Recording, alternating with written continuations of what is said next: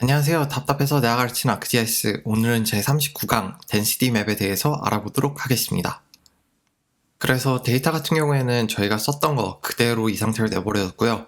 지난번에 히트맵은 엄밀히 말하면은 덴시티 맵이 아니다 라고 제가 말씀을 드렸는데, 그래서 제대로 된 덴시티 맵을 만들기 위해서 덴시티 툴에 대해서 알아보도록 하겠습니다. 그래서 툴을 바로 돌리기 앞서가지고 제가 샘플 데이터를 한번 만들어 봤는데, 이렇게 다른 ArcGIS 프로 창에다가 만들었습니다. 이것도 아크맵하고 다른 점 중에 하나인데, 이렇게 창을 여러 개를 띄워서 사용하실 수가 있습니다. 그래서 제가 여기다가 10kg짜리 이렇게 박스를 하나 그렸고요. 여기 안에다가 이제 무작위로 포인트 데이터를 하나 만들어서 넣어두겠습니다. 그래서 GP툴에 가셔가지고 랜덤 검색하시면 create 랜덤 포인트, 여기서 아웃풋 피처 클래스 이름 원하는 거 넣어주시고요. 그리고 여기 익스텐트, 여기다 10kg짜리 저희 박스 넣어주겠습니다. 그리고 포인트 개수는 이런 식으로 10,000개를 넣어두겠습니다. 이 상태로 런 클릭하시면은 이런 식으로 무작위 포인트가 생성이 됩니다. 그러면 이제 이 데이터를 가지고 덴시티 툴을 돌릴 텐데, 덴시티를 검색하시면은 툴이 이것저것 많이 나와요. 근데 저희가 쓸 거는 여기 스페이셜 애널리시스 툴박스에 있는 이거 두 가지, 커널 덴시티 하고 포인트 덴시티, 이거 두 가지를 오늘 쓰도록 하겠습니다. 라인 덴시티는 그냥 라인 데이터 가지고 커널 덴시티 돌리는 거라 생각하시면 돼요. 그래서 포인트하고 커널만 할 줄 아시면은 라인 덴시티도 똑같습니다. 그래서 일단 처음엔 포인트 덴시티를 볼 텐데, 여기다가 포인트 넣으시고, 만약에 포인트가 숫자 밸류가 있으면 여기다 population 필드 잡아서 넣어주시면 됩니다. 저희 같은 경우에는 그게 없기 때문에 그냥 난으로 놓고, 이제 아웃풋 라스터 이름이 이런 식으로 되어 있는데 이것도 원하는 걸로 바꿔주시면 됩니다. 그리고 여기 아웃풋 셀 사이즈가 지금 약 40으로 되어 있는데, 데이터를 넣었을 때 이거를 가로 세로 250등분 하는 값이 아웃풋 셀 디폴트 값이 됩니다. 이것도 본인이 원하면 얼마든지 바꿔주실 수가 있어요. 그래서 여기 environment 가셔가지고 extent에다가 저희가 그 박스를 넣으면은 이런 식으로 40으로 셀 사이즈가 설정된 걸 볼 수 있습니다. 250 곱하기 40 하면은 많이 딱 나오죠. 지난번에 했던 스페이셜 조이는 그냥 포인트 수를 세주는 건데, 포인트 덴시티 같은 경우에는 여기 한 포인트마다 각각 계산을 해줘가지고 여기서부터 뭐 한 100m까지는 나와 연관이 있는 포인트다, 내지는 뭐 1km 이런 식으로 설정해가지고 이 포인트마다 숫자를 지정을 해줍니다.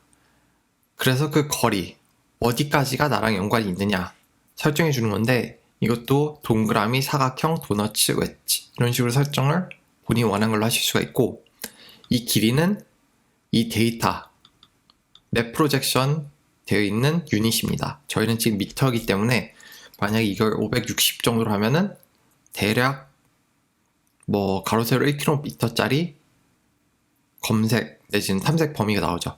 이것도 맵 유닛으로 설정할 수 있고 셀로도 할 수 있습니다. 지금 셀이 저희가 40이기 때문에 대략 520m가 되는 거죠. 저는 이거를 1000으로 바꿔서 1km짜리 셀과 서치는 560 맵 유닛으로 하고, 마지막으로 이 포인트들이 막 이렇게 해가지고 계산을 해가지고 결과값이 있을 거 아니에요. 그거를 범위로 나눠가지고 에어리아, 제곱킬로미터당 포인트가 몇 개, 제곱미터당 몇 개, 이런 식으로 본인이 선택하는 값으로 내보내실 수가 있습니다. 저는 스퀘어 미터, 킬로미터로 넣고 툴을 돌리겠습니다. 그리고 기본적으로 ArcGIS 프로는 라스터 데이터가 가장 밑으로 가게 되어 있기 때문에 이거 포인트 끄고 벡터 끄면은 이런 식으로 1km짜리 픽셀에 데이터가 들어왔습니다.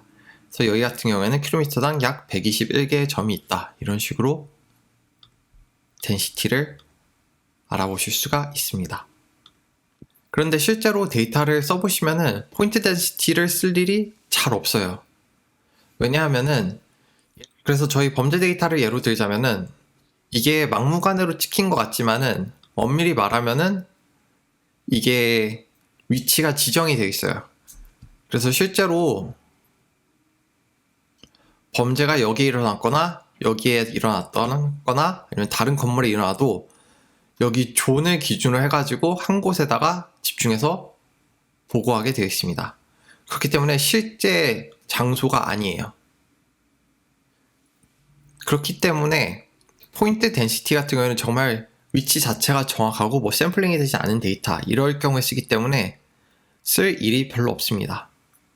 그래서 이거를 좀 보완하기 위해서 사람들이 좀 더 많이 쓰는 게 커널 덴시티인데, 커널 덴시티 같은 경우에는 여기서 만약 100m를 줬을 때 가장 가까운 것부터 멀어질 때 그 값을 점점 줄여줘요. 그래서 가까이 있는 거는 좀 더 영향력이 있고 멀어질수록 영향력이 떨어지게. 그래서 이런 식으로 하면은 장점이 뭐냐면은 자연스럽게 그레디언트 존이 생겨요. 그래서 여기서 100m에서 딱 떨어져서 끊어지는 게 아니라 여기엔 점이 없지만은 그레디언트 값을 이용해가지고 여기는 대충 값이 어느 정도 나오겠다. 이런 식으로 추측된 값을 나타낼 수가 있습니다. 그래서 이걸 실제로 한번 보자면은 툴 자체는 똑같아요. 여기 가셔서 커널 덴시티 데이터 넣으시고 여기도 파퓰레이션 필드 있으면 넣으시면 되고요. 셀 사이즈 1000으로 하고 그 다음에 익스텐트 그리고 서치 레이디어스 아까랑 똑같이 540, 560이었나요? 560 넣고 스퀘어, 킬로미터, 덴시티 그리고 아까 말씀드렸다시피 이게 추측값이 있어요. expected counts 그리고 실제로 저희가 가진 값, 덴시티 값이 있고 그래서 둘 중에 골라서 사용하시면 되고 베리어는 좀 이따 보여드리겠습니다. 이 상태로 런 클릭하시면은 거의 똑같아 보이지만은 보시면은 값이 조금 다릅니다. 그래서 예를 들어서 라인 덴시티로 했을 때 포인트 덴시티로 했을 때는 여기 값이 한 103개 포인트였는데 커널 덴시티로 할 경우에는 116개 이렇게 해서 값이 다름을 보실 수가 있습니다. 뭐가 맞고 틀리다의 개념이 아니라 사용하는 뭐 이유라든가 사용하는 데이터의 종류가 좀 다르다는 거를 알고 쓰시면 될 것 같습니다. 그리고 여기 인풋 베리어 예를 들어서 이게 도시에 있는 범죄 데이터예요. 그런데 실질적으로 여기에 뭐 강이 있든 호수가 있든 뭐 도로 위든 도로 위에서 범죄가 일어날 수도 있지만은 보통 주택가 범죄라든가 어디 뭐 빌딩 아니라든가 이런 식으로 데이터를 수집을 하잖아요. 그래서 커널 덴시티가 그거를 따라서 그려줄 수 있게 제가 설명을 잘 못한 것 같아가지고 실제로 보여드릴게요. 우선 그래서 제가 여기다가 라인 이렇게 그려놨고 라인에다가 버퍼를 넣었습니다. 예를 들어서 도로라고 생각하시면 될 것 같아요. 여기다가 커널 덴시티 툴 이번엔 디폴트 값만 놓고 할게요. 그리고 라인 베리어를 넣고 돌리시면은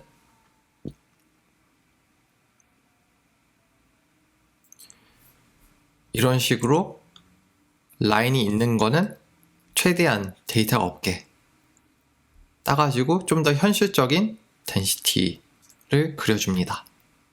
그래서 만약에 자연 뭐 그냥 밖에서 데이터를 구해와가지고 뭐 허허벌판 데이터 같은 경우에 이걸 쓸 일이 없겠죠.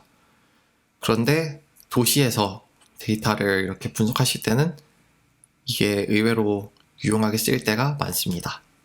그래서 이 툴들을 가지고 범죄 데이터에 그대로 한번 넣어서 돌려보면은 이렇게 그냥 디폴트 값을 넣고 데이터를 돌려봤을 때 포인트 덴시티는 이렇게 커널 덴시티는 이런 식으로 보입니다.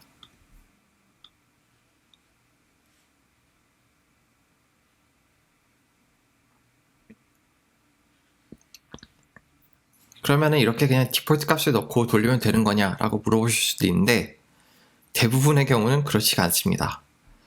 왜냐면은 이 포인트들이 실제로 일정 거리에 따라서 뭉쳐있고 의미가 있는 관계가 있잖아요.